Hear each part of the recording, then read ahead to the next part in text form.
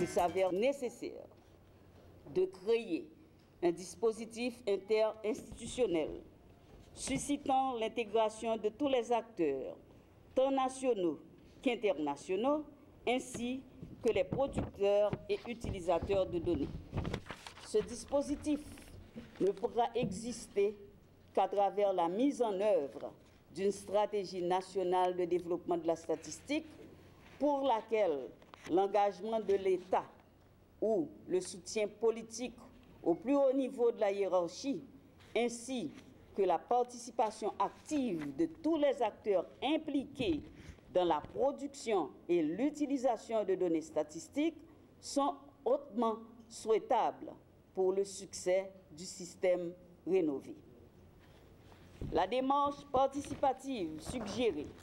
permet aux composantes du système de statistique national, à savoir l'Institut haïtien de statistique, les ministères sectoriels, la Banque centrale et toutes les autres institutions directement impliquées, aux partenaires techniques et financiers et aux utilisateurs de données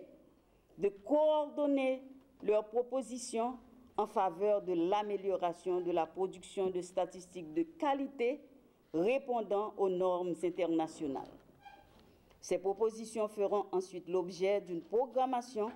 qui tiendra compte des ressources nationales et extérieures mobilisables.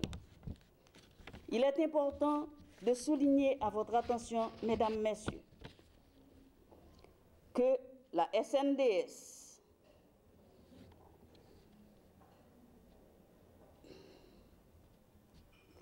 que dans le cadre de la SNDS, plusieurs étapes ont déjà été franchies dans sa préparation. À un moment où le gouvernement s'engage résolument à orienter définitivement le pays sur la voie du développement, à un moment où l'objectif principal de toutes les actions étatiques vise à une amélioration concrète de la qualité de vie de la population haïtienne, en lui garantissant un meilleur accès aux services sociaux de base, il devient de plus en plus impérieux de disposer d'informations chiffrées, fiables, permettant d'opérer en amont une bonne planification des politiques publiques et de stratégies pour le développement, et en aval, l'évaluation des programmes et projets mis en œuvre. Fort de ces considérations, il s'avère indispensable de faire le consensus nécessaire en vue de permettre à la SNDS de bénéficier du soutien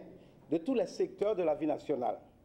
C'est pourquoi j'exhorte toutes les parties concernées à jouer pleinement leur participation et à mettre tout le poids de leurs expériences et de leurs compétences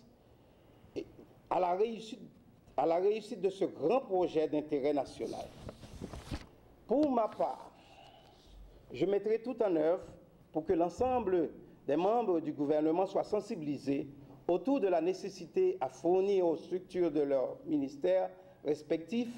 évoluant dans le système statistique national l'accompagnement qu'il faut. À cet égard, je veillerai à ce que l'Institut haïtien de statistique et d'informatique,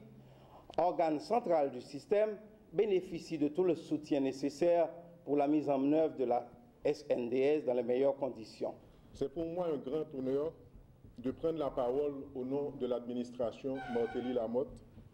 à l'occasion de cette cérémonie de lancement de la stratégie nationale de développement de la statistique, la SNDS, dont la réalisation constitue un des objectifs du programme de statistique minimum,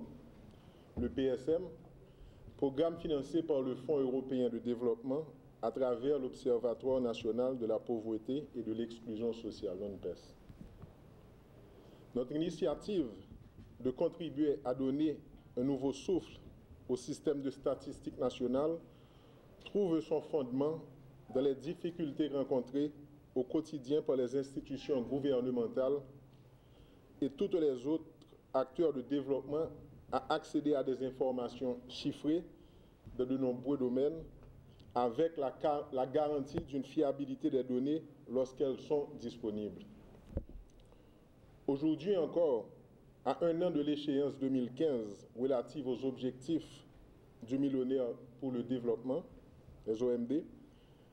que de contraintes et difficultés pour obtenir, dans tous les domaines concernés, des statistiques bien élaborées, nous permettant d'évaluer le chemin parcouru depuis notre souscription à ces objectifs universellement adoptés pour réduire la pauvreté dans le monde. Nous sommes aujourd'hui en Haïti dans un contexte où tracer sa voie pour un développement durable devient une véritable gageure. À titre d'exemple, notre dernier recensement remonte à plus de 10 ans, et avec les chocs que nous avons récemment connus, entre autres le séisme du 12 janvier et les cyclones qui l'ont suivi, l'application des techniques d'estimation de la population les plus éprouvées laisse l'utilisateur de statistiques vraiment dubitatif.